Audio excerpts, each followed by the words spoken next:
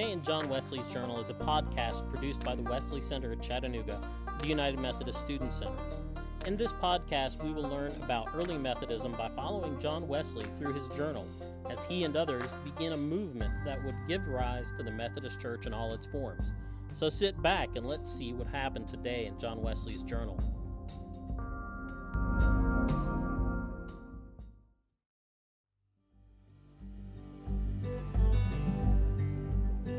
Today in John Wesley's Journal for October 14th, 1735. Before we get to John Wesley's Journal, let's take a moment and look at some other things that happened on this day in church history. In 225, St. Callistus I died. He was martyred, and he was a former slave who became the patriarch of the church in Rome. He worked to prepare a cemetery for those who had died in persecutions, and because of that, he's remembered as the patron saint of cemetery workers. So, if you work at a cemetery, he's your patron saint. 1066 marks the Battle of Hastings on this day, and that's kind of a big deal for people in England. And another big deal for them is 1633. This is the day that marks the birth of King James II of England, who converted to Catholicism and thus triggered a constitutional crisis in England. On this day, in 1656, the colony of Massachusetts enacted a law prohibiting Quakerism, or the harboring of Quakers, because, Quakers am dangerous. It's kind of interesting because about 10 years earlier, in 1644, William Penn was born, who was also a Quaker. He was a proponent, needless to say, of religious freedom, and he went on to found what now is the state of Pennsylvania, and he founded it as a place which welcomed people of all religious faiths. On this day in 1964, Martin Luther King Jr. became the youngest person to ever receive the Nobel Prize. He donated his $54,000 prize to the Civil Rights Movement.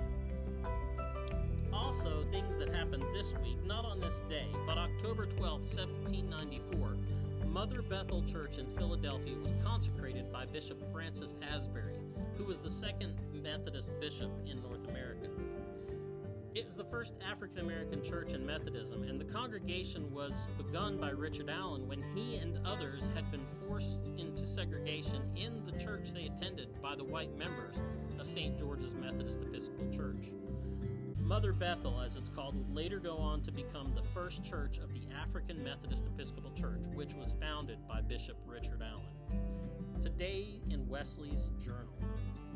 For Tuesday, October 14, 1735, Mr. Wesley wrote, Mr. Benjamin Ingham of Queen's College, Oxford, Mr. Charles Delmont, son of a merchant in London who had offered himself some days before, my brother Charles Wesley, and myself took boat for Gravesend in order to embark for Georgia.